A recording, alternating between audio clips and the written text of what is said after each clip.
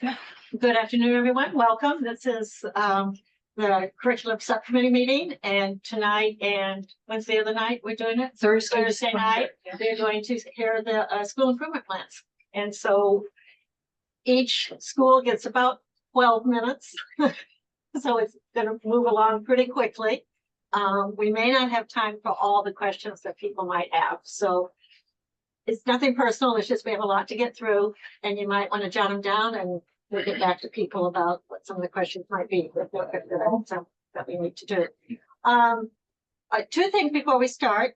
One is I just want to say curriculum and teaching and learning has a lot to do with the fact that we were named #1 school district in Massachusetts on the niche rankings. And if you have a chance to look at it, thank you, Bob, for passing that around. And I think it's quite an accomplishment. And I feel really good about that. And it wasn't just any one thing, it was a whole bunch of things. And we came out with A+ on almost everything. I think one of the things we got hit on with the cost of our housing, but that wasn't true with the schools. We'll get on that. But our teachers are the best, our district's the best, our schools are the best. People are really pleased, our salaries are good. So it just, it makes me feel good. And I think we want to, raise that up and celebrate that. Sometimes people forget. And the other thing I like to do is I would like to move the minutes from June 17th. I'll second that. Thank you. We're going to vote on that. Sarah, how do you vote? I'll vote yes. Yes. Bob, how do you vote? I vote yes.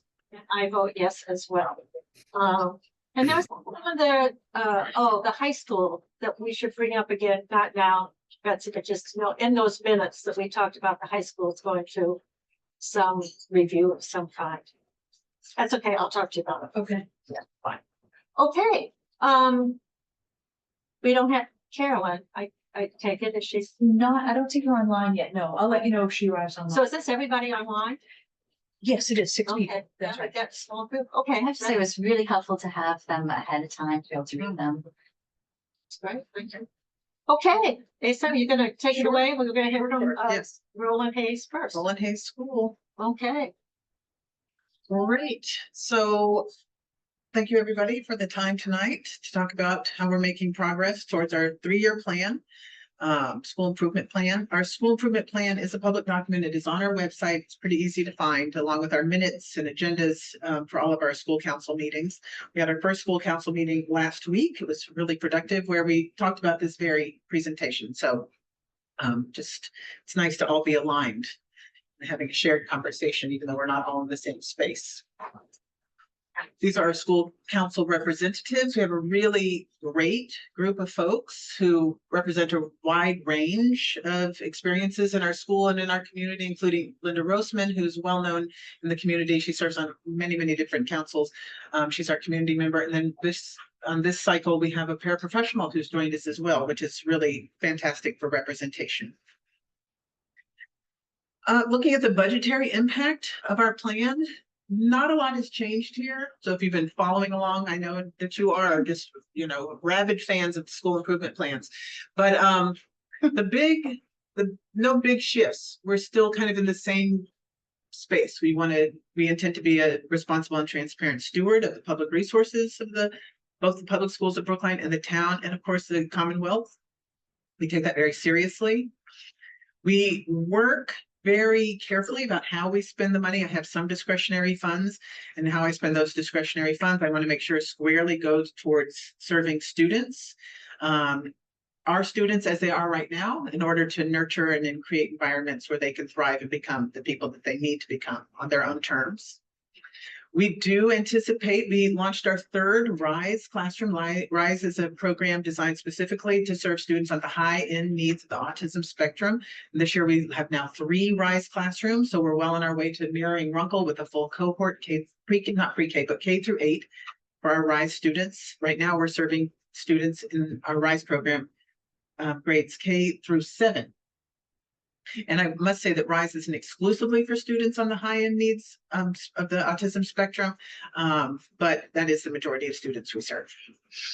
And then finally, a point that I reiterate is last year I really was hyper-focused on my own school, as is typical, but in our decrease in enrollment, it's not a mystery that our school is now at 2 sections, K-5, and then 3 sections in our middle school. We'd like to maintain that size and programming. But we recognize that we're part of the greater system of Brookline, and enrollment is either stagnant or decreasing. And we're in a really tricky time right now, especially with kind of the way people are immigrating to our country, what kind of people are coming here for fellowships, et cetera. And so that's not only impacting Hayes, but the entire district. Goal 1, looking at the district goal, increase achievement for all students, high quality, challenging curriculum, evidence-based practices. Our school improvement plan really hyper-focused on K-3 and the science of reading rollouts with Heggerty Foundations and other early childhood literacy development skills, phonics in particular. And so all of while we're monitoring these goals, our goals haven't necessarily changed, but I did add in the talking point that's highlighted in green here, this is actually one of my principal goals this year, is to effectively manage and support the rollout of fish tank curriculum by ensuring teachers receive clear guidance, high quality professional development, ongoing coaching, and monitoring the fidelity of implementation through classroom observations. I feel like that's really where the rubber hits the road. And so that's where I'm spending a lot of my time. It's really in those observation sessions, understanding the perspective of teachers, understanding the impact on kids. And then that goal is the K-8 goal, while the other ones are firmly K-3 goals, because that's where the data, the DIBELS data and the early childhood foundational literacy skills are really, that's where we're doing that work. But the fish tank rollout is K-8 at Hayes School, which we're really proud of, and we're really firing on that. So just looking at some of the data that we have, this is a very simple snapshot of data and how we're doing with our beginning of year literacy assessment so far, grades K-3, and you'll see a lot of different colors and dots and stuff, but there's a box in the middle that says BOY, beginning of year, and you'll see that 3% of our students tested, and we do aspire to test all students. Some students that we have tried to assess with this set of assessment batteries, but it's not a perfect fit, especially for some of our students that are in the RISE program. But we are striving to test every single student. So 3% of those students are well below, 9% are below, and then we have students at and above.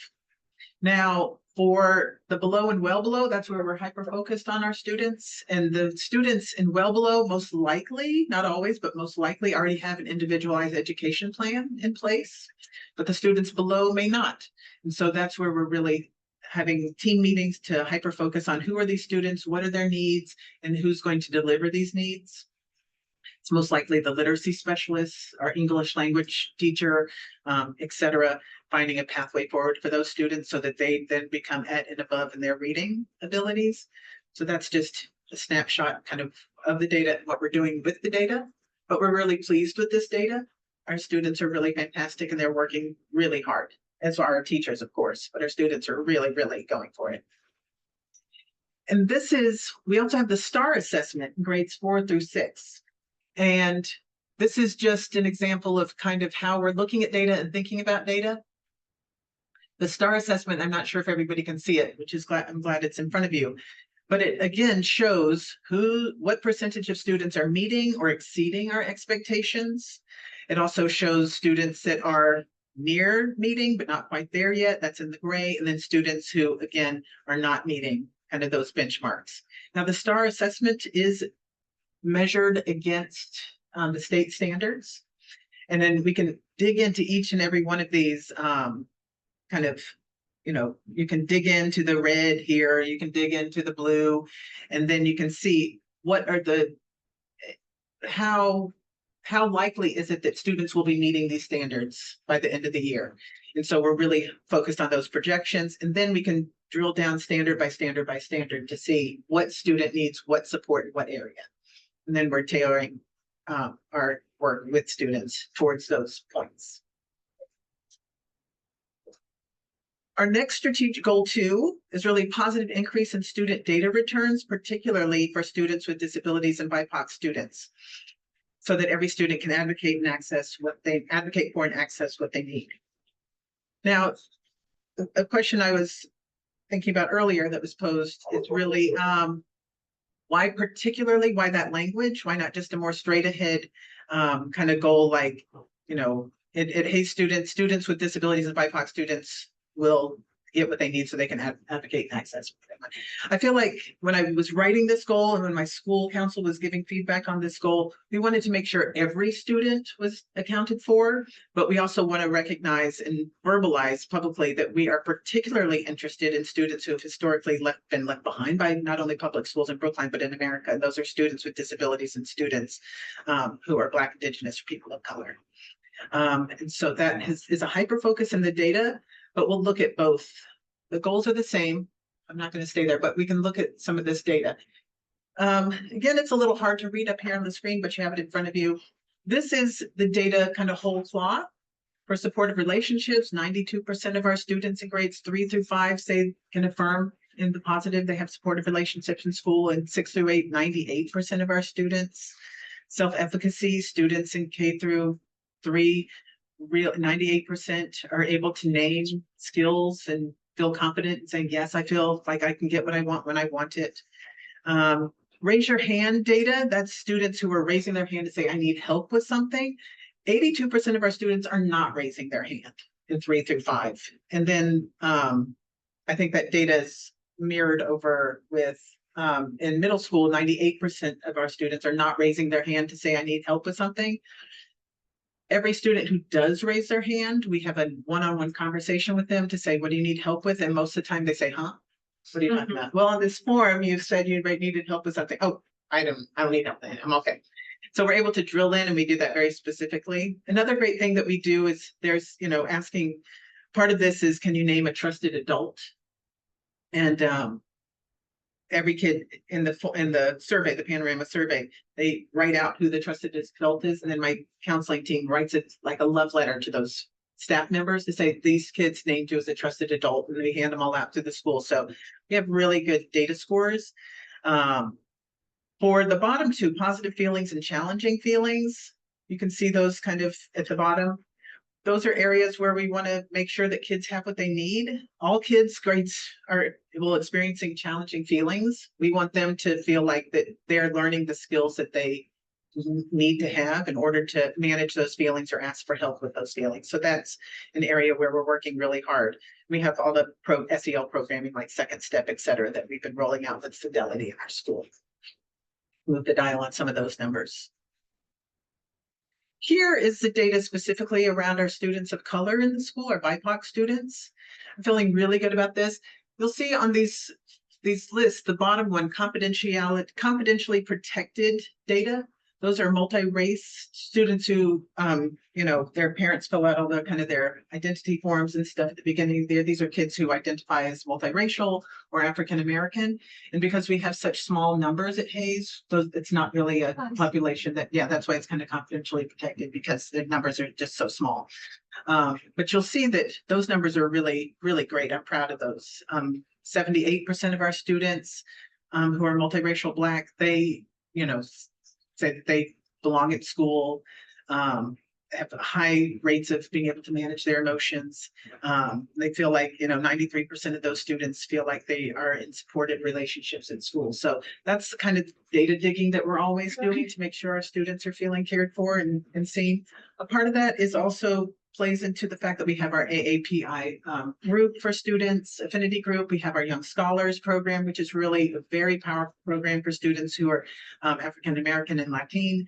We have our GSAs, we have our Rainbow Club, and so we're really investing a lot of time and money in supporting these students specifically and publicly. Goal 3, create a school-wide culture of attendance, accompanied by a deep commitment to ensuring students are engaged in classroom and overall life of the school once they arrive each day. This is a part of promoting belonging, creating safe environments, et cetera, which aligns with our district goal. Here's the data and all the things we've been doing towards that. And here's kind of what the data looks like just at the start of the year. Our attendance has been really good this year. And I also want to recognize that attendance is something that feels sometimes completely out of my control. I can't help it when somebody's like, oh, we're going to Disney for 4 days and we'll miss 4 days of school. It's like, okay.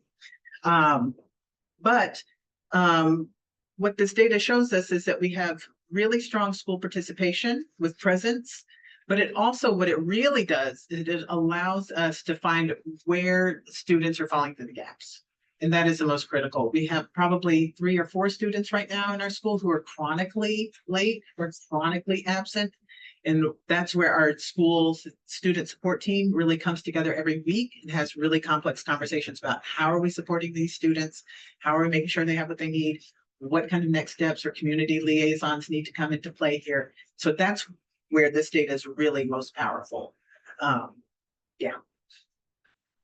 And then finally, this isn't a goal per se, it is a goal of our school, but it more aligns to the district vision of providing every student with an extraordinary education. And this speaks to just making sure that really tending to that RISE program in my school is a very high priority for myself. It's a high priority for our professional development, and it's a high priority for our parents, for sure.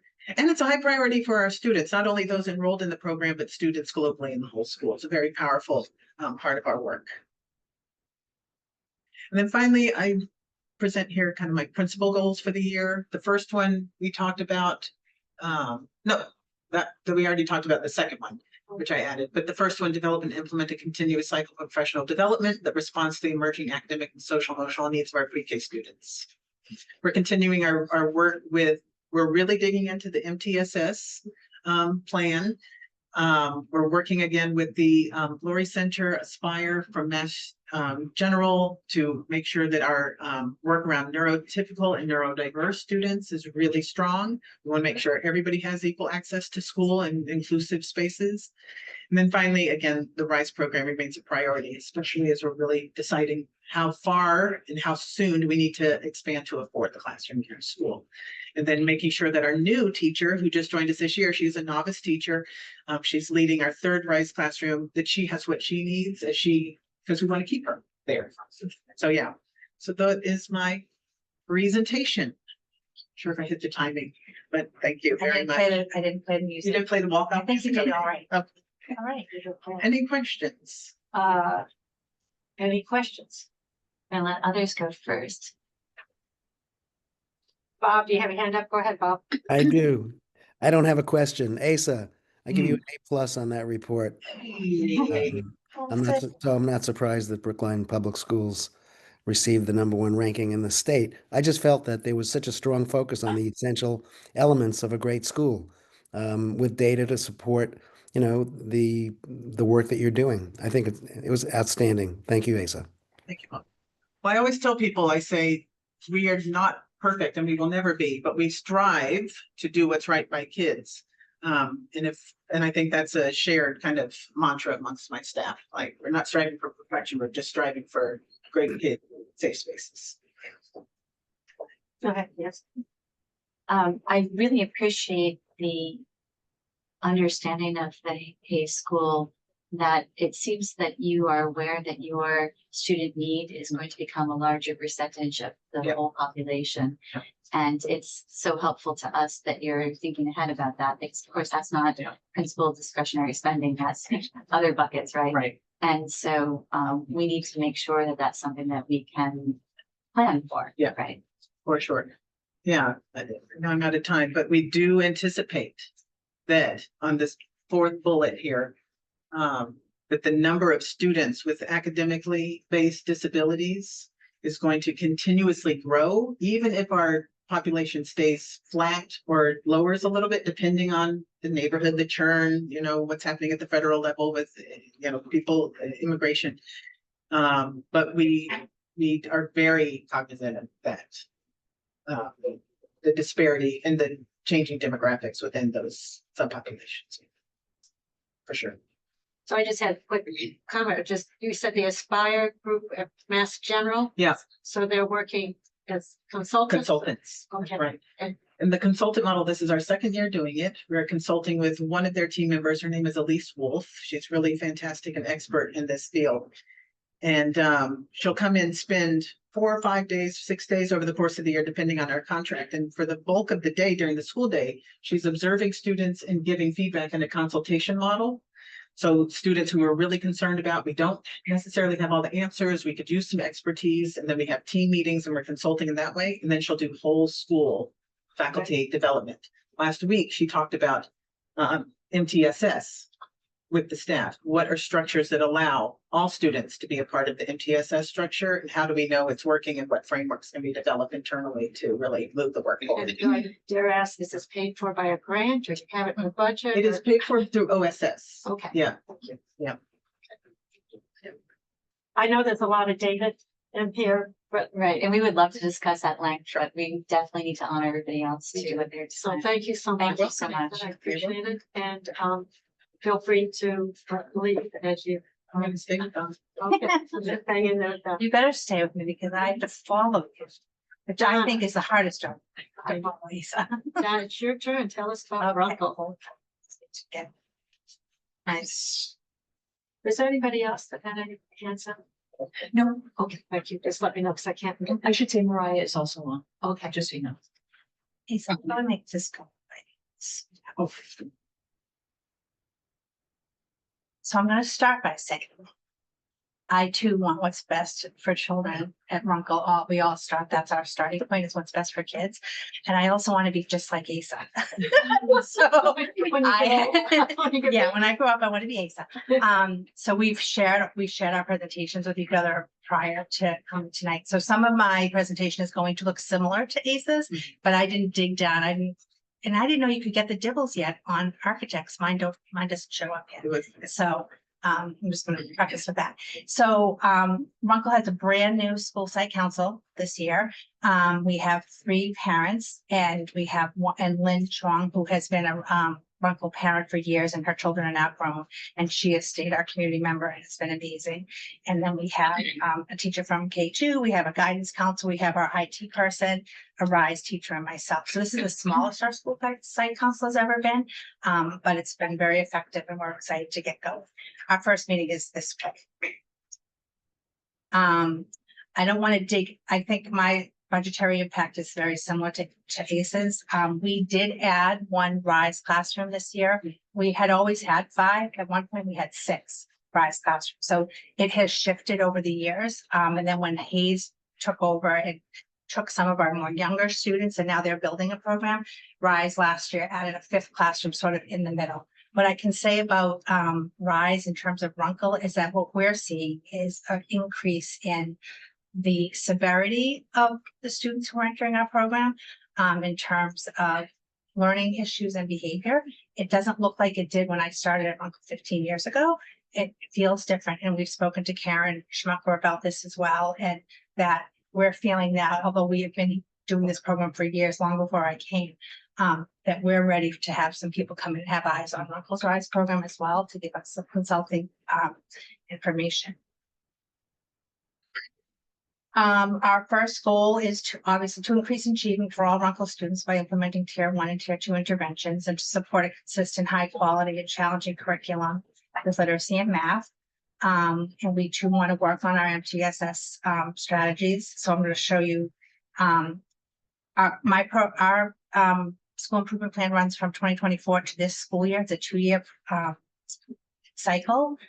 Some of the stuff has stayed the same, but what has been impacted based on some of the budgetary constraints, like there is no more, well, I'm gonna go back to that. I'll show you the data first. So this is our STAR data. This is not our DIBELS data. Our DIBELS data I did not see yet, but we have 71% of our students at proficient or above, which feels really good. We have seen a decrease over time in the students who require that Tier 2 intervention with our literacy specialists. Since we instituted Haggerty and Foundations, it's had a huge impact when we do this DIBELS and the STAR at the beginning of the year. So we feel really good about that. The other thing that we've done is to really try to dig deeply into some of our MCAS scores. And what I don't want to take credit for this. I have an incredible vice principal, Chad Pelton, who loves this. And this is what do? We hire really good people who can dig into the data. And he's created this, if you click down on the right, if you're online, our MCAS story. But we've looked at data both from looking at this slide right here is actually looking at individual questions on MCAS to see if where they fall in the standards. And we follow them both over time, like from year to year, like, is this a fourth grade issue, a third grade issue, or is it a cohort issue? And so we look at the data based on the standards and the questions or the grade levels, and then we also look at it over time. And we've gotten up to 4 years that we can look back to see and follow our cohorts to see if in fact we're missing anything and coming back. And the teachers are accepted, bought into this. It's hard to dig into this in a public forum, I think, for a lot of educators, but they've really accepted this and want to do better. And we want to see if there's things that we're missing that we can do better. We're ready to do that. The MCAT, the link for the story is in the slide. Our second goal is about Runkle educators are given opportunities to engage in cultural proficiency training and implement culturally proficient learning to decrease implicit bias and foster community for understanding. Last year, we worked with the Office of Educational Equity with Christy Hernandez, and she worked with our middle school group doing a cycle of the equity cycle for that grade level. She came in once a month. She worked with our staff. She came to our cluster meetings. She met with a small group prior to that.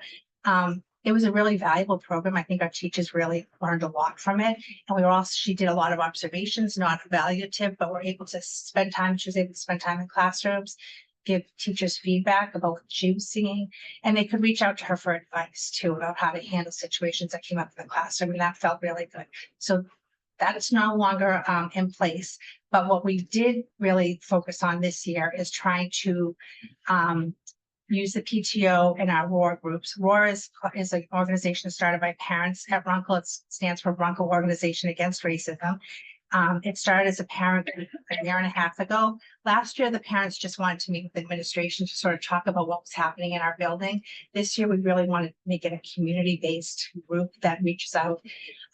We have new PTO directors. They're new to it's like a change of the guard. We have much younger families now who will come in and take it over. They've worked really well with MECO. We have our first event on November 14th. We're going to do the Ruby Bridges Walk, which I know other schools in Brookline have done, but it feels great. Our Culture and Climate Committee at Runkle, which is made up of teachers and administrators, are working with the PTO and with ROAR. So this will happen on November 14th. And it's been very collaborative and it feels great. And we also have had paraprofessionals join our Culture and Climate Committee for the first time. And I feel like it's really starting to feel like we're in a good place in terms of collaboration. Everybody's feeling seen. I know our MECO, we have a new MECO liaison, just 5 days a week. That's been amazing. 5 days of MECO support. So that's exciting, very exciting for us. And this is around the inclusion piece too. We just had our cross-country meet. A lot of principals were there.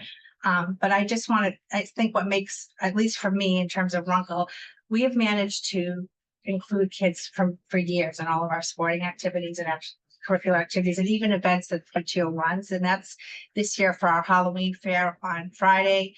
We'll have a sensory, the first half hour is more sensory I want to say sensory sensitive, but no.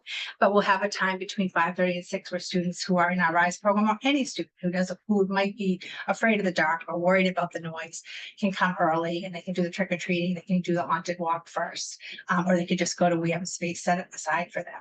And then at the cross country, we had some Runkle students in our RISE program run. They start with a mentor runner in the beginning of the season, but they run the course alone. And one of those students is in this picture, and they are so proud, and we are so proud of them. And you would never know who those students were. They were amazing. So that always feels great. And I will say, Carlin does a great job too, the curriculum coordinator for wellness, and our teachers and our coaches, but that was a great event. Our third goal was to enhance family and staff engagement, to foster a safe and inclusive environment and a positive culture and climate. I shared also Panorama information, as did Asa, around belonging, and ours, I can't hardly see that without my glasses. Another 71% are feeling, I didn't break it down, but as you can see, and even just by looking at the blue lines, our sense of belonging at Runkle has increased every single year. And we too, our guidance counselors do the same thing. They send out those notes if you are a person who was child identified as a safe person in the building. And nothing feels better Yeah. as an adult in that building to get a note that says, these children named you as a safe person. And sometimes you have one and sometimes you have 10.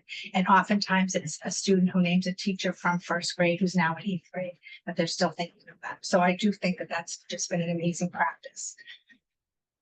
I just linked to my school improvement plan at the end, but was I under 10 minutes? Thank you, Donna.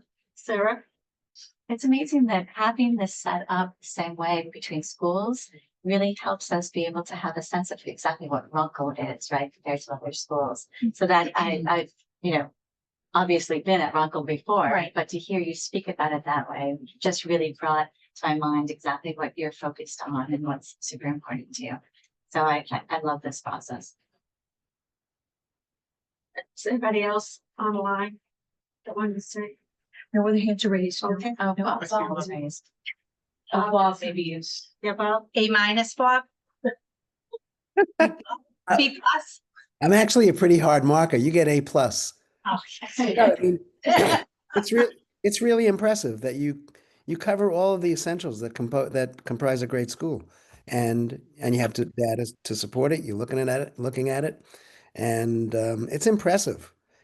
I was the principal of Runkle for 1 year in 1988, 89, and I'm really glad that the color is still blue. That's what it is. It's a great color. Yeah, I mean, I'm impressed. I haven't been in close touch with the elementary schools for a long time. This is really important for me, sort of get me up to speed as to what you guys are doing. So I'm sure the next couple of presentations will get really boring because they're going to all be the same and good. I'll try to stay awake.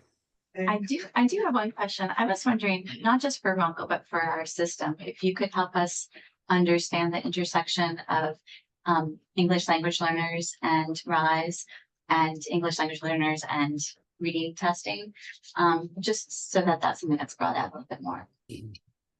We talked about this today in our principal meeting too. I know that a lot of questions have come up around EL learners and fishing and with the new curriculum and how challenging it's been to find the time to make sure that they're getting what they need.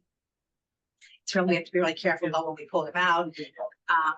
We do have, I can say from Runkle's perspective, we do have many EL students in RISE, and it is a challenge. And it's hard to figure out. And on my background, I should say I'm a speech and language pathologist over 20 years, like Suzanne, that's what I did. It's really hard to tease out what is the EL, what is the communication disorder, and then you put autism into the mix.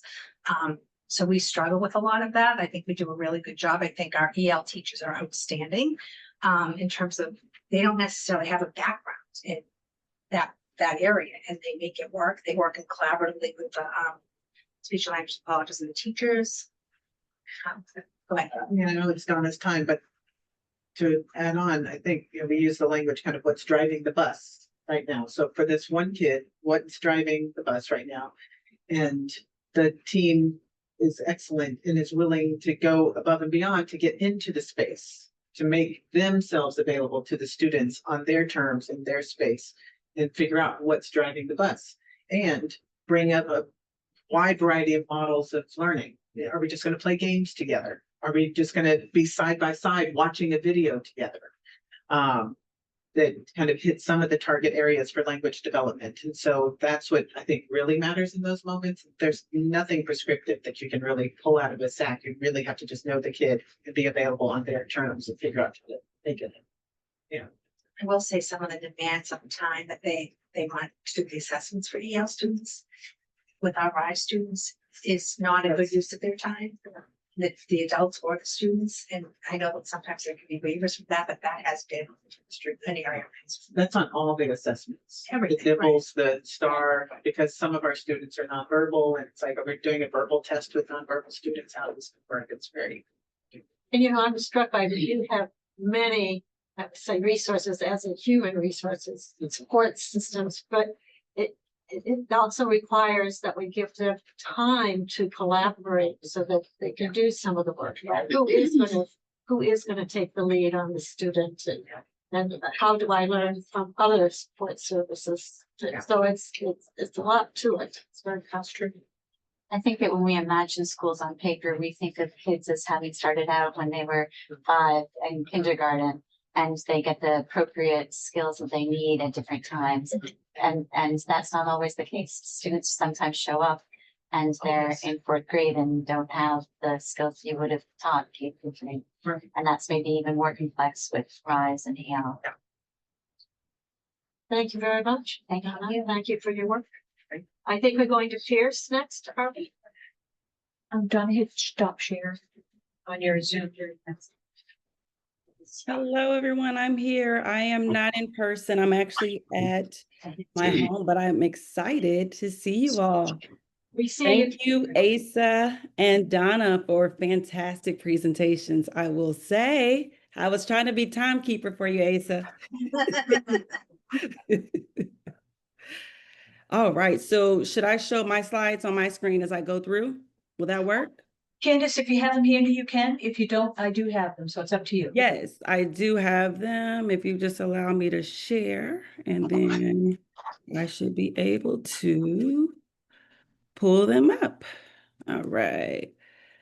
So I don't know what you see right now. Do you see the presentation? Yes. Yeah, we do. If you go to slideshow, then we'll. Perfect. Perfect. All right. Well, hello, everyone. Good afternoon. I'm so excited to be the incoming principal here at the John Pierce School. And this is our school improvement plan for the 2025 school year. I will say that this is a 3-year plan that was originated in the year of 2023. So we're in our 3rd year of this plan. Of course, some of the things have been modified due to new leadership being added. And so one thing I want to make sure that I let you know is that the Pierce School, our teaching and learning is definitely grounded in collaboration among students, staff, and families. And it also promotes equity, academic achievement, and the social emotional well-being of all students. So with that, I go into our Pierce School Council membership. So these are our caregiver reps. As you can see, we will have elections this year, and also our teacher reps. And so I was able to meet with the team over the summer, part of my onboarding for a listening session. And then we also had our first meeting last Thursday. I will give you a bit of background about the Pierce School. Currently, we have 587 students. Since the 1st of September, we've had 90 students enroll. We have over 30 languages in our school, with our primary language being Mandarin Chinese. We have 13% ELL students. We have 13% students with low income, and our special education percentage is 17% this year. And so going into this budgetary impact, so with this, the former principal Yadoff, this was her budgetary impact for the school year, which I just kept because there was a lot of work that was done over the summer in this area. So one is funding required for summer work to support the following: action planning for students struggling, grade level team time to co-plan for our win blocks, and integration of the new curriculum fish tank. We also have a team that gathers data and make meaning from it and present to their colleagues. And so we've utilized that time this summer to review student data. Unfortunately, due to the budgetary constraints, we weren't able to fund it during our primary budget, but luckily our PTOs sponsored this work for our school. So some of the items were not completed in the full SIP. Also, we adding meaningful instructional rounds that will require substitute coverage beyond what we can staff in-house. We want our teachers to be able to see each other in their classrooms, especially implementing the new fish tank curriculum. And so we're asking for budgeting for this. Then additional workshop funds to support staff attendance at professional learning community trainings. This is just year 3 of this. And so we're now getting the role of what it looks like to meet and learn with each other as colleagues during our professional learning time. And then, of course, being in 2 separate buildings, the OLS building and the Fisher Hill building, the motto is 2 buildings, 1 school. And so we want to continue that by finding support during the school day for busing students to joint locations so that the whole school can connect annually. All right, so then this leads me into my goal 1, and I think my slides are out of order here. So let's see, this leads me to our goal 1, which aligns to our initiatives. I think I need to shuffle through because I have a page that's supposed to be here that's not there. I'm sorry.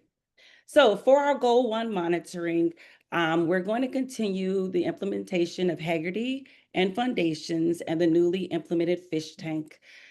This is through September 25 through 26. Of course, the evidence on aligned curriculum standards in phonics and literacy during class observation. And I have the data slides following to show. Then we also want support for our ongoing work of the data team in reviewing school data. This is bringing student work samples and other teacher provided data. This is our monthly meetings during school year 25-26. This will increase evidence of the state, district, and classroom data in planning for instruction and increase the use of student work and professional learning communities and other staff meetings when discussing next instructional steps. Then for the next goal, it's provide professional development that increases teachers' sense of efficacy using highly effective and culturally responsive methods. This was some of the work from this summer from our PEAT team, which is our Peers Equity Action Team.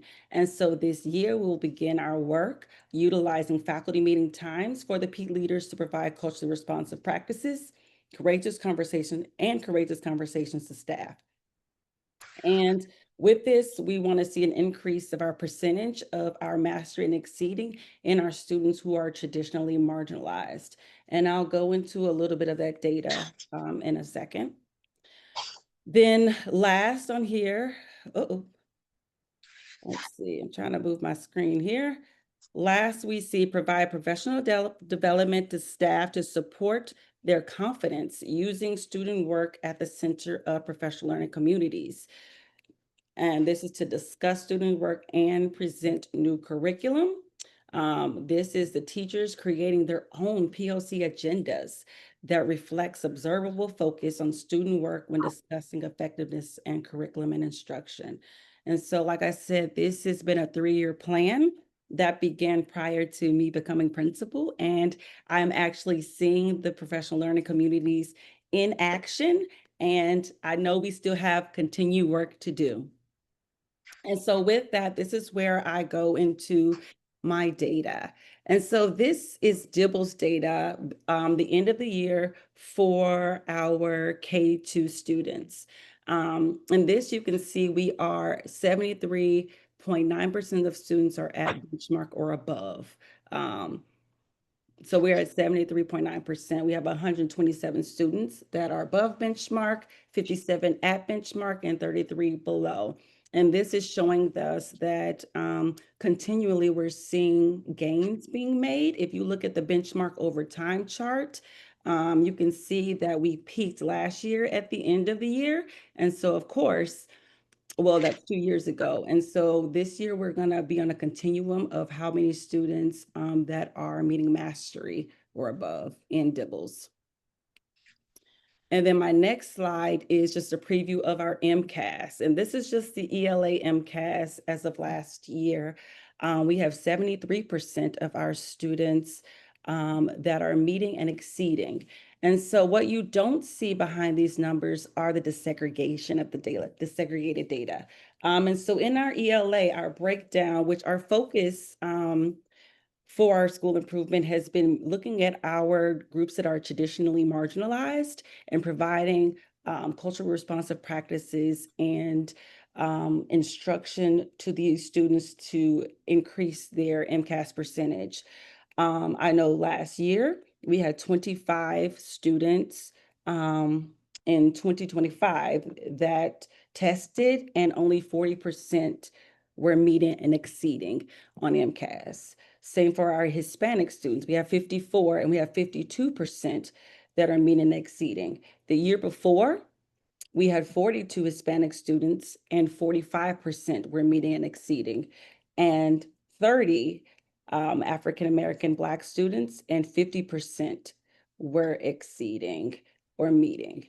And this is in relation to our Asian and white students, that our white students last year, 177, 81% meeting and exceeding. Our Asian students, 87 and 76 are meeting and exceeding. And so this is the data that the team has collected and we work with. And we focus with our teachers on what are we doing as a collective in our professional learning communities to bringing these artifacts, student work, to make sure that we are engaging students and giving high quality instruction. And so I'm going to move a little faster because I'm looking at the time.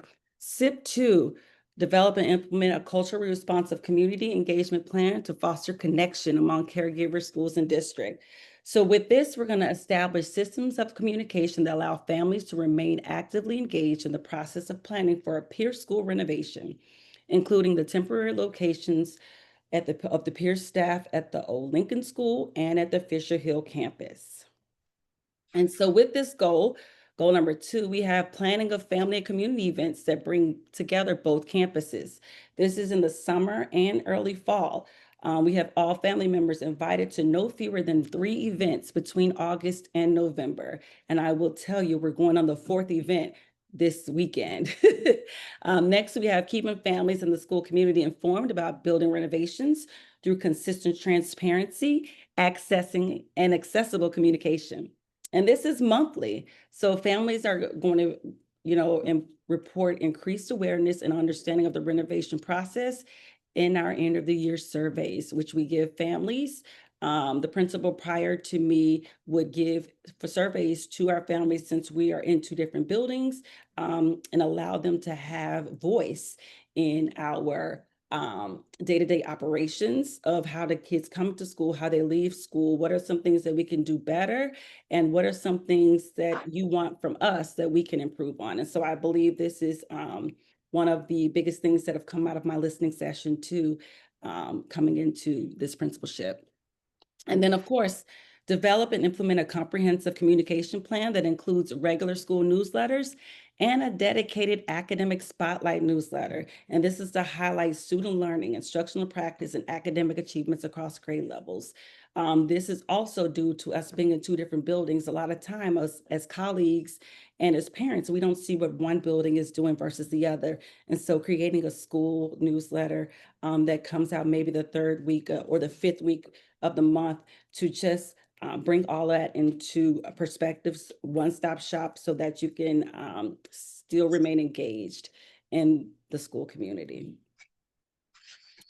All right, and last goal, SIP3, partner with families and the community to create safe environments that promote belonging. Our strategic objective is to continue to build authentic partnerships with families in both buildings and the community to enhance trust, support student well-being, and contribute to a school culture where everyone feels valued, seen, and safe. And I will say enhanced trust has been the primary, because as a new leader, I too am trying to gain trust so that I could lead effectively. And so that involves building relationships with the staff, the students, and the parents. And so with this, we have our goal number 3. And the first one is assess what actions from year 2 had a positive impact on the community connection and connectivity, and where there's an area for improvement via the community survey for staff, students, and parents. Now, this survey was created by the school site council team.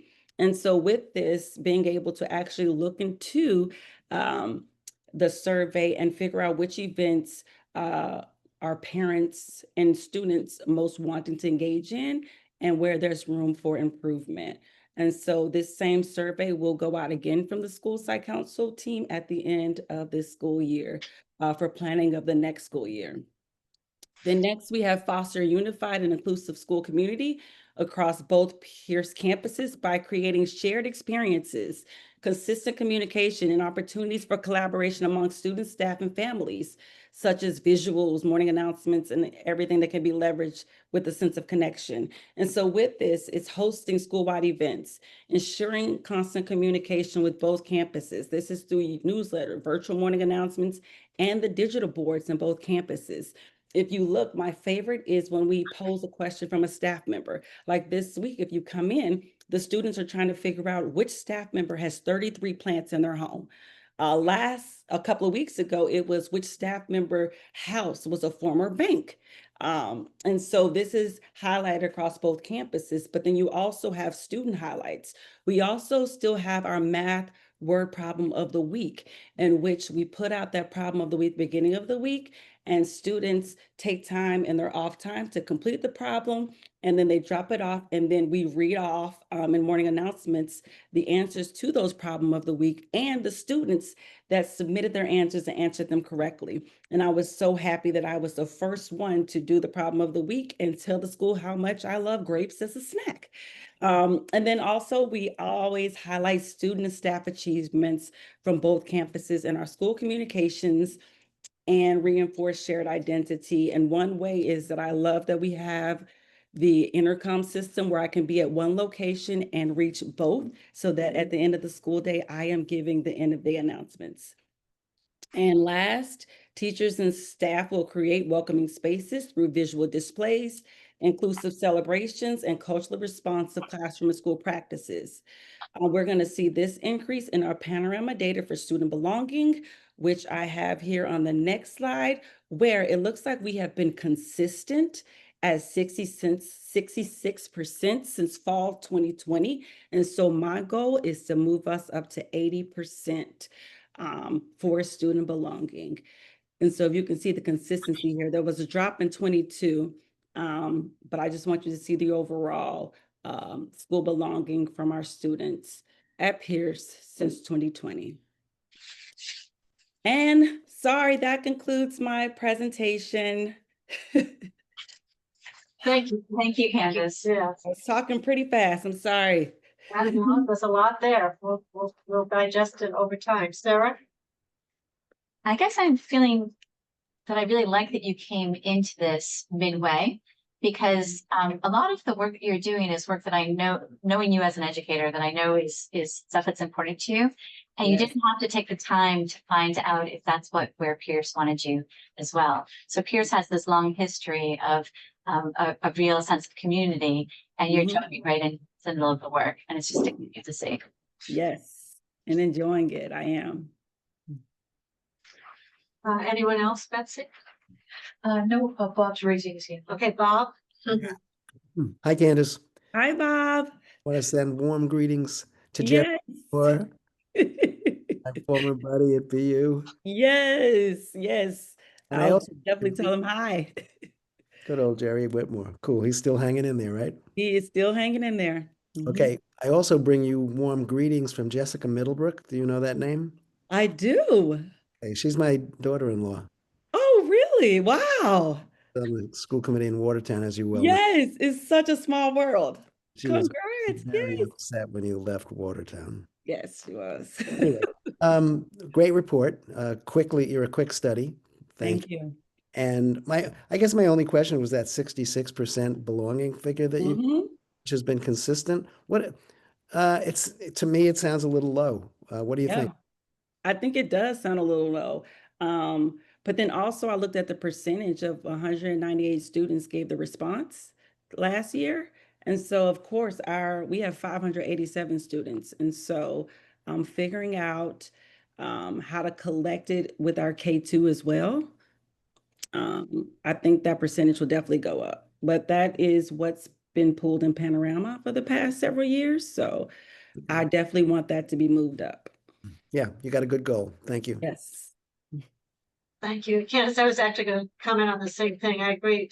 66 seems a little low, but however, you also have split campus as you do. So I was very pleased to hear about the intercom working at both places, Yes. because the students know your voice, and so when they hear Yeah. that, you feel like you're there, even if you're not. So I think that's good, and your plan has many efforts to keep the community as tight as you can, even though you have the added challenge, of course, of being on two separate campuses. So thank you for your focus on that. And Thank with you. that, I think we say thank you and goodbye to you, and we're gonna move on to. Right. Thanks, So thank Candace. you. Thank you all. Thank you for your time. David, you are up. Hi, everybody. How are you? Hi, David. We're doing well. Good to see you. I'm going to just share my screen.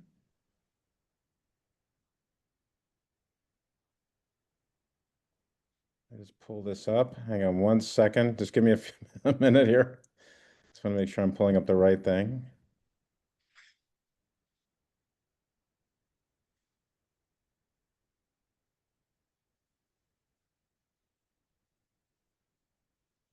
David, if you can't, oh, no.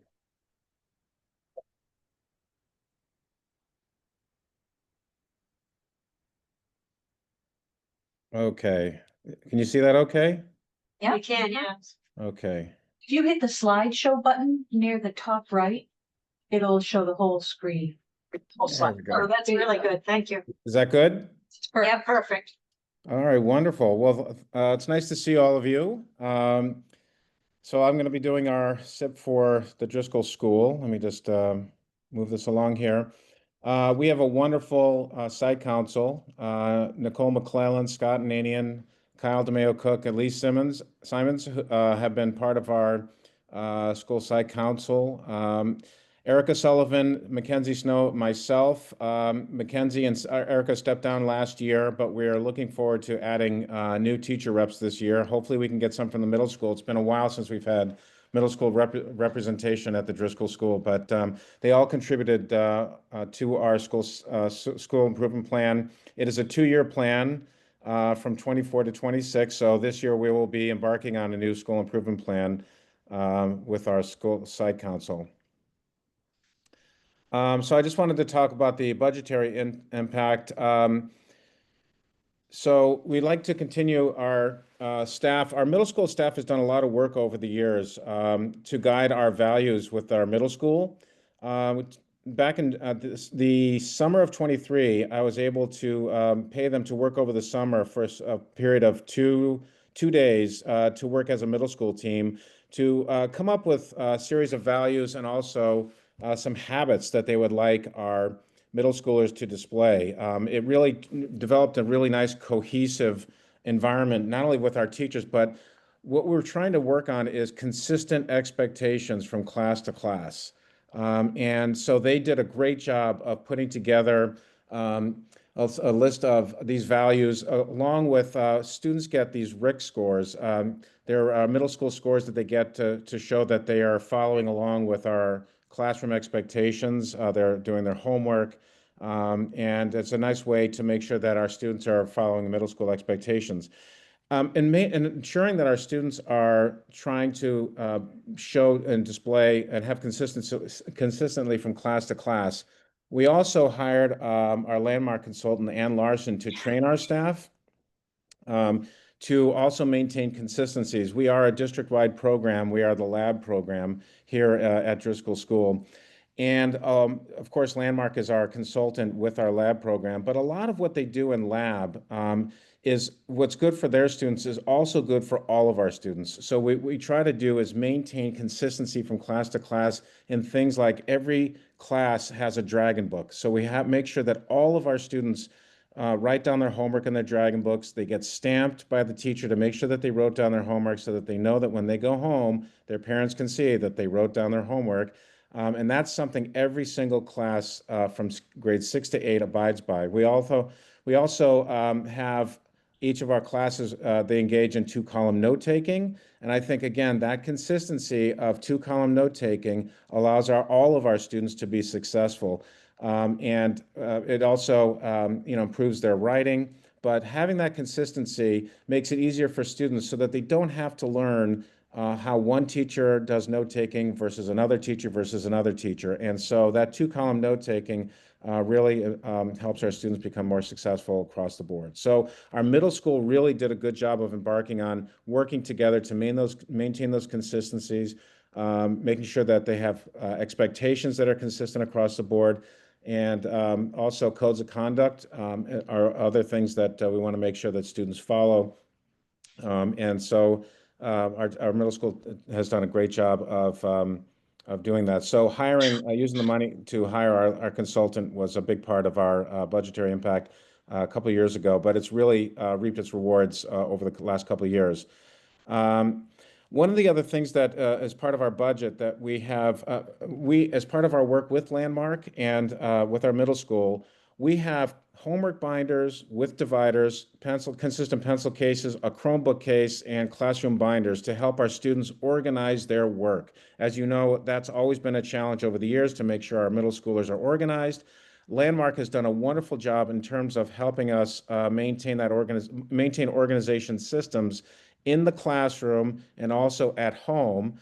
And so we always make sure that our students are provided with those organizers, but it's always come at the cost of the parents. And so last year I was able to get through the town for this year an allocation of $8,500 to cover the cost of these items. Because this is something that we expect the students, we want to take that burden off of the families. So this year we are buying all the materials that they need for going into next year using the allocation that we got we got it in July, but we're going to buy all those materials so that our students don't have to foot the bill starting next year. None of our parents needed to buy those Dragon books this year. We purchased those for our families. So we're really trying to shift the cost over to the district for these items because they are expected. Oops, I'm sorry. Let me go back. And then looking at our SEL data, I just need to move this item, sorry.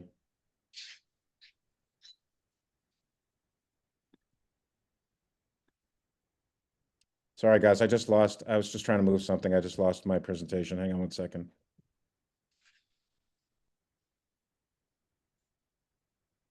Oops.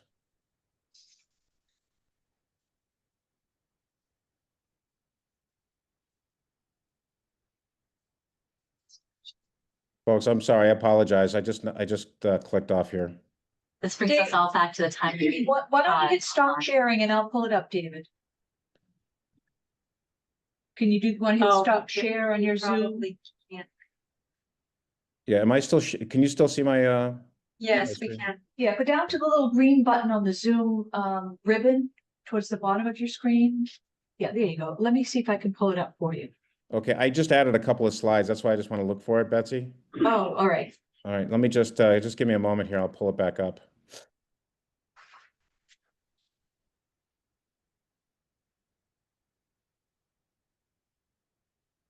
I was saying that all of us who's taught online have been there before, right? Where you are worried about what's being projected out to everybody else. Okay. All right, let me try this again. All right, can you see my screen? Perfect. All right, sorry about that. So then looking at our SEL data from Panorama, our equity team wrote a grant 2 years ago to reestablish actually a mentor program at Driscoll for students who didn't identify a trusted adult in our school. And that students will be paired with teachers in a non-academic way to help them feel reestablished and reconnected to our community. And we'd like to continue this program, which costs us about $1,000 a year. So it's a really good investment. It's a great way for our students to feel connected to the school and our faculty. So our district goal is to increase achievement for all students by establishing and implementing regularly assessing a consistent, high quality, challenging curriculum delivering using evidence-based practices. And so we'll use DIBELS and STAR data to plan and deliver targeted instruction that meets the needs of our students and foundational literacy skills.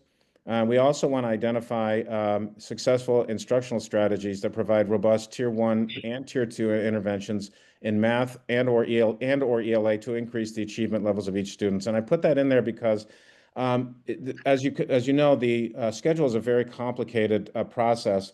This year, we were able to work with our guidance team and schedule our interventions for our EL students and our ELA interventions during our grades 1 through 5 win blocks. And that has been very productive for our staff. It's been, it's a real challenge to try to get everything aligned. And as you know, with our lab program gets scheduled first. And we wanted to make sure that we're also aligning our win blocks with when students also leave the classroom for our lab program. And so we were able to do that with ELA this year. We haven't been able to do that with math yet, but that's something that we're working on.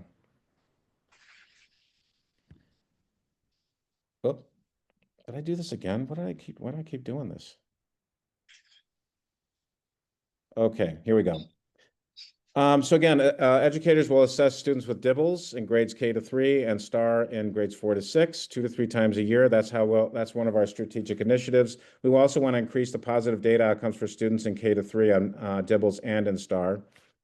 Educators will continue to engage in data review meetings with literacy specialists, special educators, EL staff, and school administrators to discuss and review student progress and adjust instruction accordingly. We'd like to see an increase in positive data outcomes for students in K to 3, benchmarks in DIBELS, and 4 through 6 in the STAR assessments. We're also giving our teachers time to examine data during our staff meetings. We'll have protocols for collecting and analyzing student data that include unit assessments and formative assessments from investigations, STAR assessments, and MCAS. And also, one of the things that we also want to do is to reduce the amount of the amount of loss over the summer. We want to pay teachers to produce grade level math games and resources that families can access throughout the year. So we'd like to produce a bank of math resources for families to access in Google Drive. So a couple of things I wanted to show you is some MCAS data from last year. You can see that we have about 70 students meeting or exceeding standard, and we'd like to see if we can increase that amount. And also we want to reduce the number of students not meeting or exceeding the standards.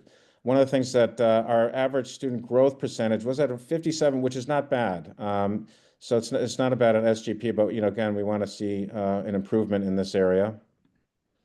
And for math, we had 71% of students meet or exceed standards with an average SGP of 63.8. And I'd like to give our staff some time during our staff meetings when we look at MCAS data to really dig deep into what areas we feel we need improvement in. And we have wonderful math interventionists who can help us dive deep into that. So school improvement goal number 2, we want to develop and implement a culturally responsive community engagement plan to foster connections among caregivers, schools, the district, and the community. Our strategic objective is to bridge the K to 5 and 6 to 8 communities in order to solidify our identity as a K to 8 school. And we want to also develop a connection from our elementary grades to our middle school. And also, because we're in a new building, I think I mentioned this last year, this is our second year in the new building. It's a little bit of an adjustment since we have grade levels on each floor. We have K to 2 on one floor, second floor is 3 to 5, and top floor is 6 to 8. Because we're all on different floors, we've kind of lost that ability to see each other on a daily basis and have us interact. So we want to maintain some continuity between grade levels. And so in doing that, we want to continue with our traditions. We have whole school traditions like Arts Equinox, Science Solstice, and at the end of the year, we have a wonderful Juneteenth celebration. For the first time, we were able to hold that back on campus on our field. And that's usually right at the end of the school year in June. It's a wonderful event. We also have, we want to prepare our students and parents for middle school in order to ease that transition from elementary grades to middle school by holding a 5th grade parent night in May or in June. We actually held it at the end of the school year last year. We also provide students with a meeting with the 6th grade team in September to understand the daily life in the middle school.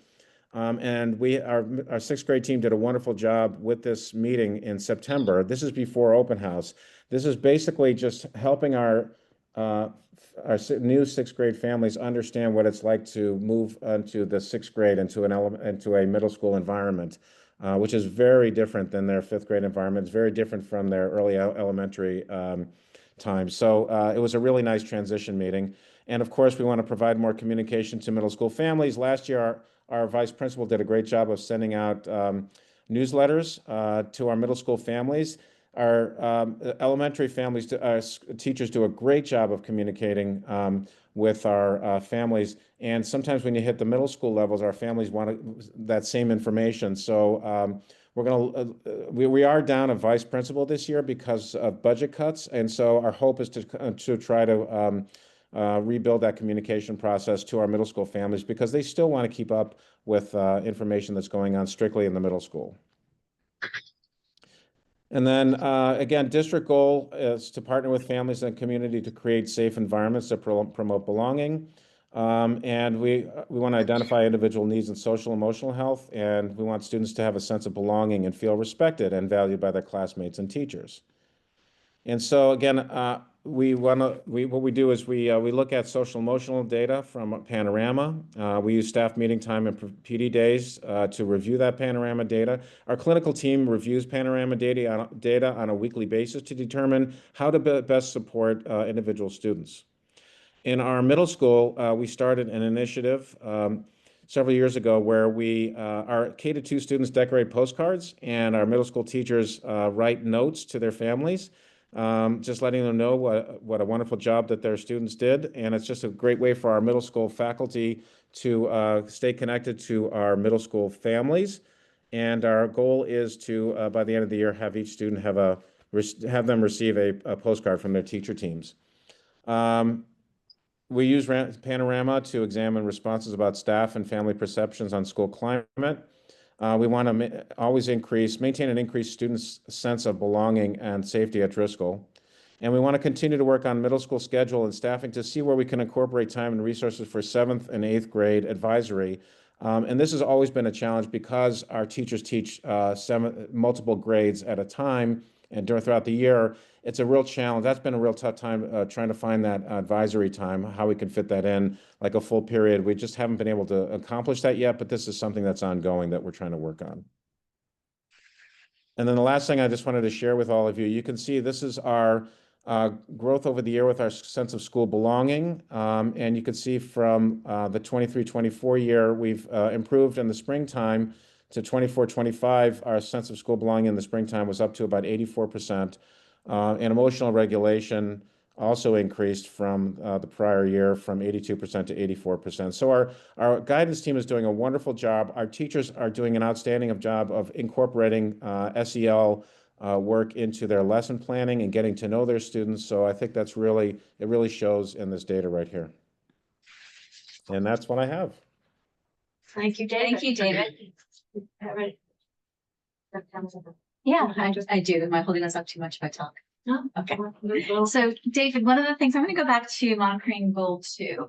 I loved hearing from you. You don't shy away from challenges. You find solutions to them. It's really evident in every detail that you've given us here.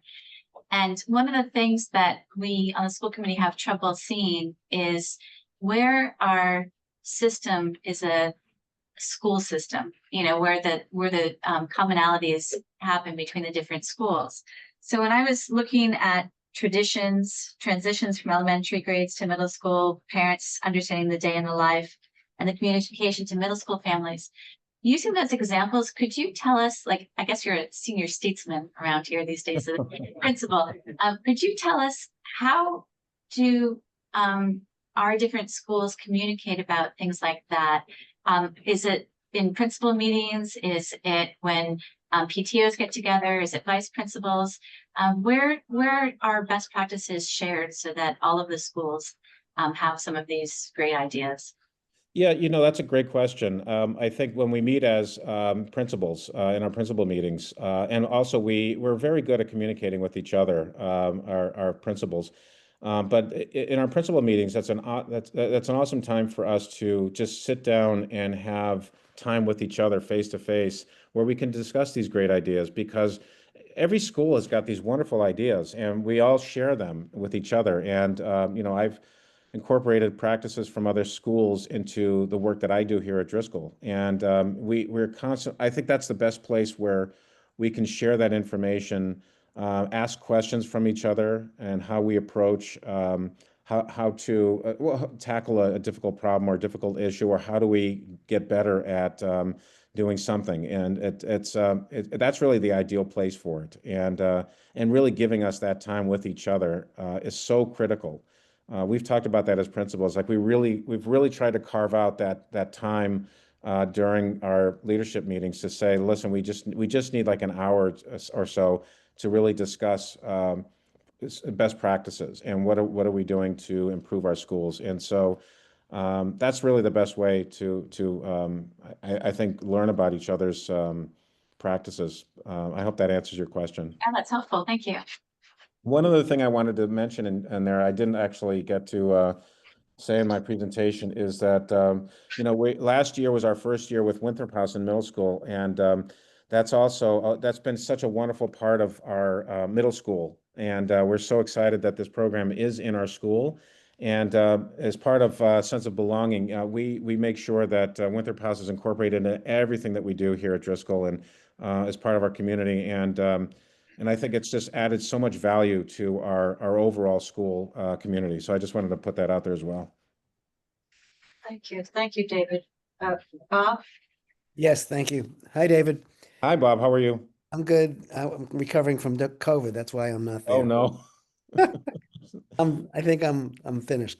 Great report, very comprehensive. I love the fact that you kind of understand that the third floor is middle, second floor is older elementary, and first floor is younger elementary. And because my kids went to Driscoll, and I remember the interaction that happened between the older kids and the younger kids there.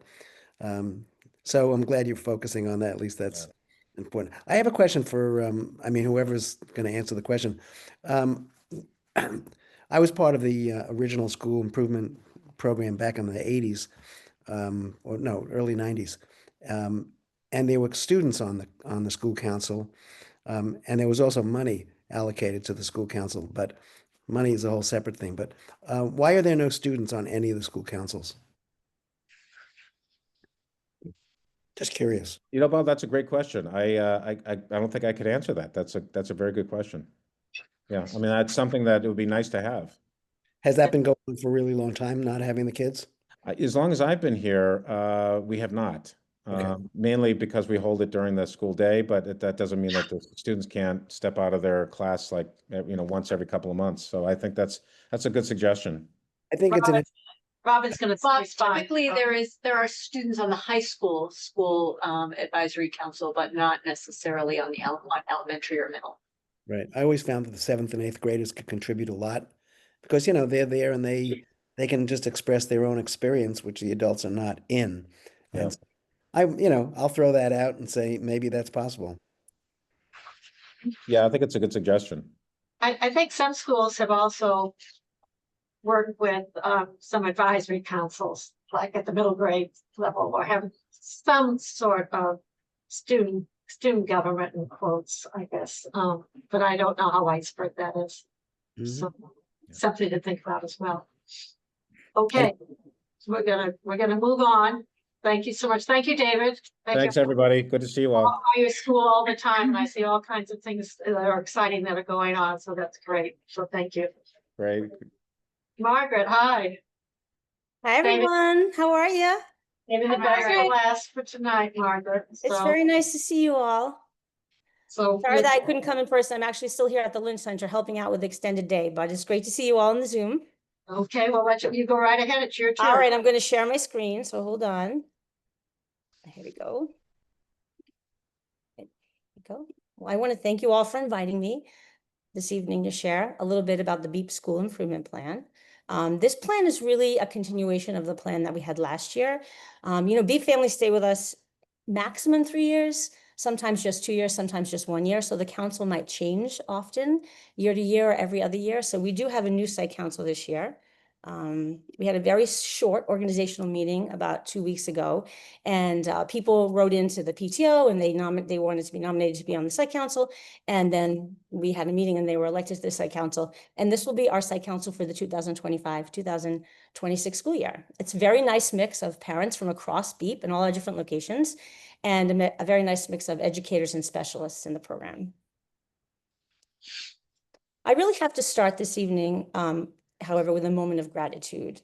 2024-2025 was a very big year for BEEP. The entire program, all 23 classes, moved to a school day schedule. Several of our classes had already been school day, our special education classes, but the entire program last year shifted from an 8 to 12:15 day to a regular school day, 8 to 2:30 on Monday through Thursday, and then 8 to 1:40 on Friday. And that was a big lift for all of the educators in BEEP, for the paras, for the teachers, for the specialists. And I just wanted to extend my gratitude to all of them for making it such a successful launch. And I really have to say an extra special thanks to the food service team at Driscoll, to Gabby and her team, because they prepare the BEEP lunches for the Beacon, Putterham, and Lynch sites. Since we don't have cafeterias at those sites, they prepare them on site at Driscoll, and then they get delivered to those BEEP locations by the food service employees. So I just have to extend my thanks to them. And also, I would be remiss not to thank Lisa Marie Pedro, who retired after 20+ years working for BEEP at the end of the school year last year. And always I'm grateful to the parents who share their children with us and trust us with the care of their children. 2024-2025 was a big year for BEEP, and I put a lot of highlights here for you to take a look at. I'm not going to read them all. One of the things that I would really like to highlight, and this kind of goes along with what Dave was talking about that transition from middle school, from elementary to middle school, is that with our work through the Coordinated Family Community Engagement Grant, Erin Herney worked with the librarians in town, and they organized some kindergarten meetups at the libraries throughout the summer. And what we did was we organized meetups based on where you're going to school for kindergarten. And you can see here how it worked and how many families went to each of those events. They were very successful. And it's just an opportunity for families to meet up before school starts. You're going to be a Baker kid, you're going to be a Runkle kid, you're going to be a Hayes family. You get a chance to meet each other before school starts, right? And it's a really great opportunity to sort of build that big public school at Brookline community as you start in kindergarten in Brookline. And I would also like to point out that last year we were able to offer a training, a certification course. Rachel Cragen offered it for educators who wanted to get their pre-K to 2 moderate disability license. It's a new license offered through DESE, and several BEEP educators and kindergarten educators participated in that training. And you can see there were lots of other things that we did as well. And we moved out of Clark Road. That was a really big move as well. And we moved our administrative offices here to the Lynn Center at 599 Brookline Avenue.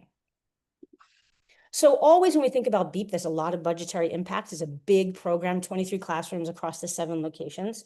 We're always looking at the revolving fund to continue to monitor revenue and expenses.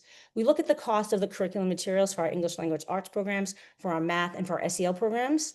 We also think about our professional development costs and how we can build a budget for the PT costs for BEEP educators. We built music into our budget, and we have one instructor who goes to all the sites throughout the year. And that has been a very nice addition to BEEP, have one person who teaches consistently across all the classrooms in the program. And then we're really looking to build into our budget stipends for student intervention teams. We don't have a student intervention team in BEEP, and we are piloting this year, happening as just a pilot to see how that might work for next year. So we aligned our school improvement plan goals with the district goals. And so this first goal is really just about tier 1 instruction, right? It's about that basic instruction that all students that go to BEEP get. And we focus particularly on literacy and math, and particularly to align our programs with the programs in kindergarten, 1st grade, and 2nd grade. So you'll see on the next slide that we are using Foundations and Hegarty. We have been using Hegarty for 2 years now. This year will be our 2nd year for Foundations, but it will be more widely used across the program. We had 2 educators who went to training last year, Rachel Cragen and Megan Kelly, to become trainers to other teachers and trainers in the program. So they can offer support for teachers that are adopting the foundation's work. And then we're also looking at other types of tier 1 curriculum, so curriculum that all BEEP teachers use across the program. And so we use Focus on Pre-K from the Boston Public Schools as just a resource. We don't typically use it, but it's a great resource for pre-K educators. Second State, everyone uses. The pyramid model, we all use. We Play, which is out of Northeastern, which is a social emotional program and a physical movement program. We use that across the program. And then we are really looking at a scope of standards for the program. What is the scope of learning across pre-K and what does that look like in the program? And I put in here an example of time on learning for pre-K students to show you that we are trying really hard to align with the way that students will experience kindergarten when they move on from BEEP. Our second goal is about community. It's all about community. It's about the BEEP community, but also the larger public school of Brookline community and the town of Brookline.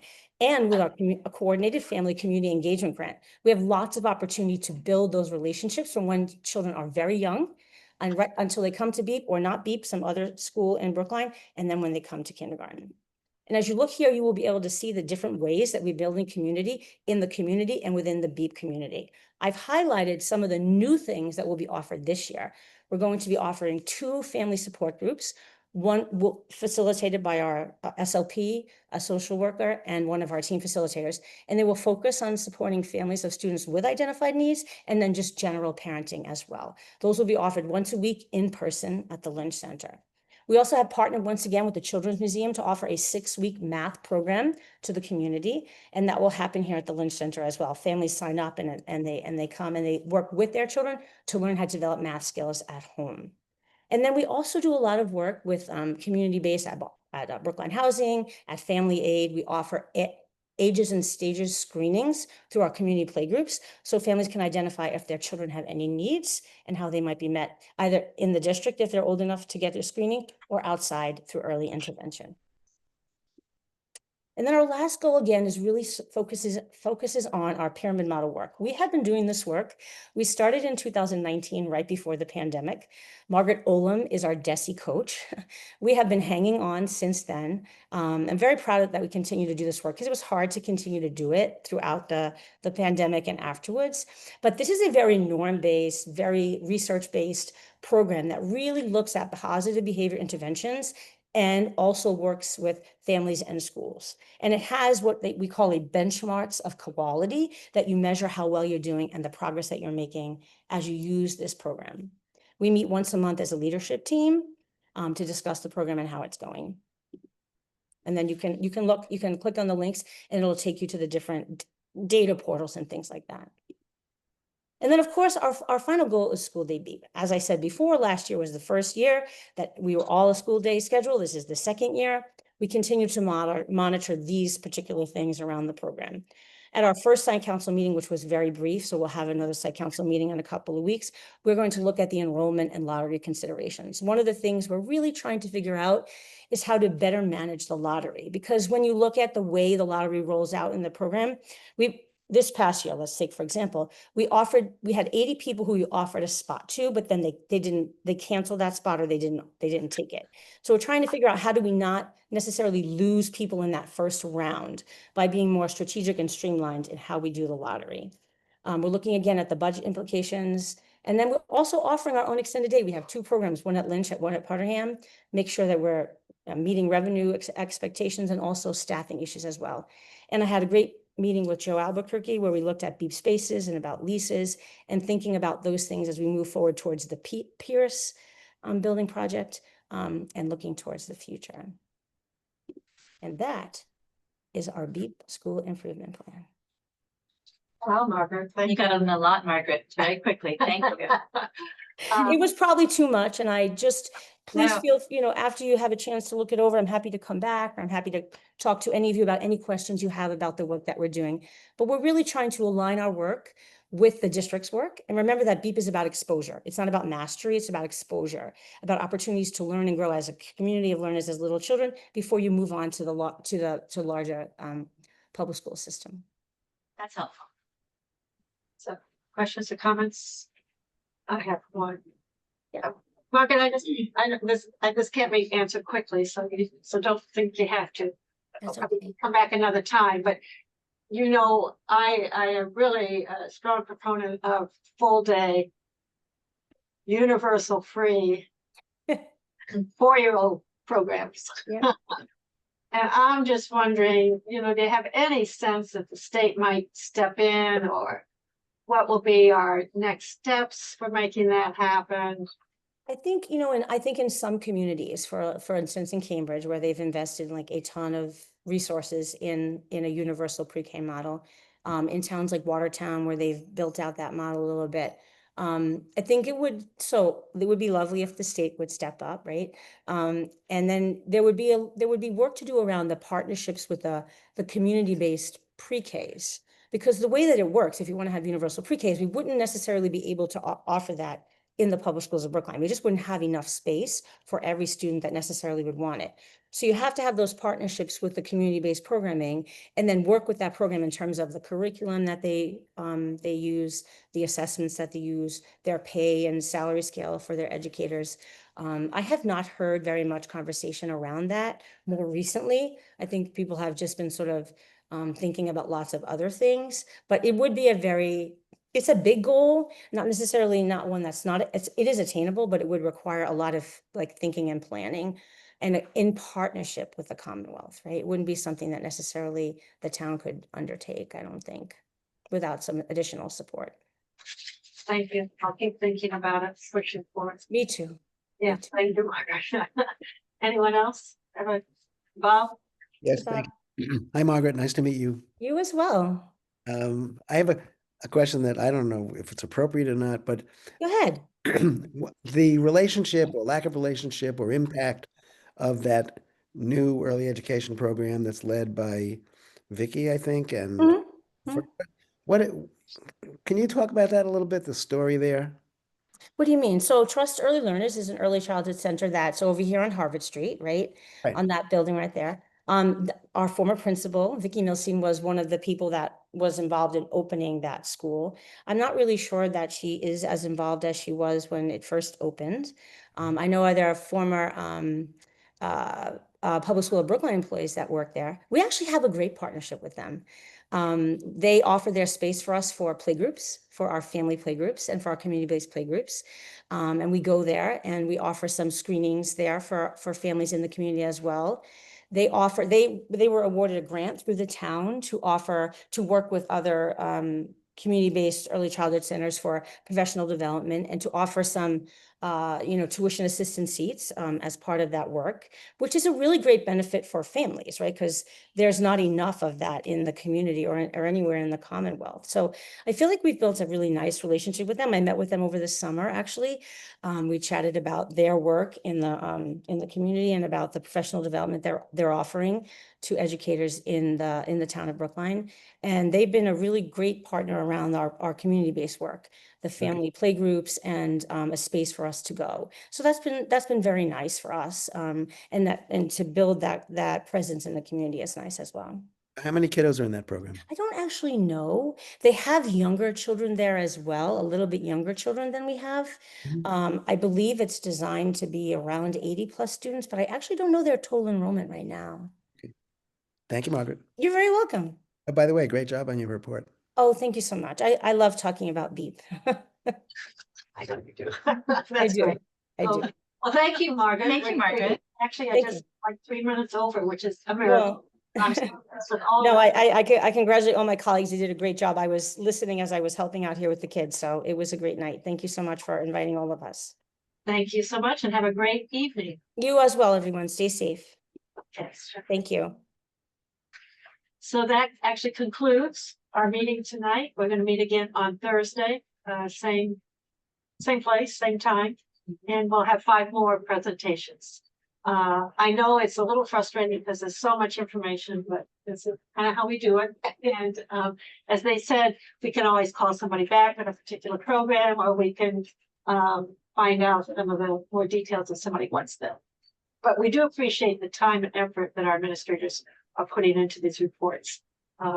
Hopefully it's helpful to them as well as to us. Bob and then Mariah. Is there any, is it possible to have a little bit of new business here? Well, just a minute. Okay, hold on. Hold Yeah. on. I'll get to you. Mariah? I just wanted to say how excellent I thought the presentations were. I really enjoyed, hearing what the plans are. And just like last year where we started to pull threads across schools, it was really great to see that increasing this year and really being able to not just pull the threads across schools, but across years. So I really liked being able to listen in today, even though there was so much content, we couldn't really spend a lot of time engaging in it. That's okay. They did a great job presenting. Yeah, thank you, Mariah. Bob? New business?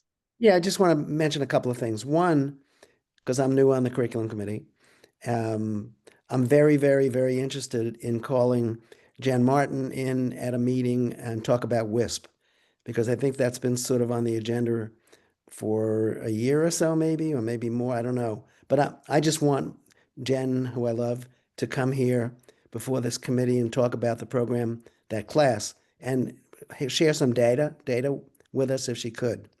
So Right, to, well, we did hear from her last spring, so we have done that recently.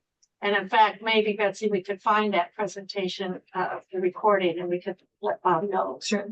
That doesn't mean we can't still bring her back. I'm just saying we have done it recently. yeah, I Okay.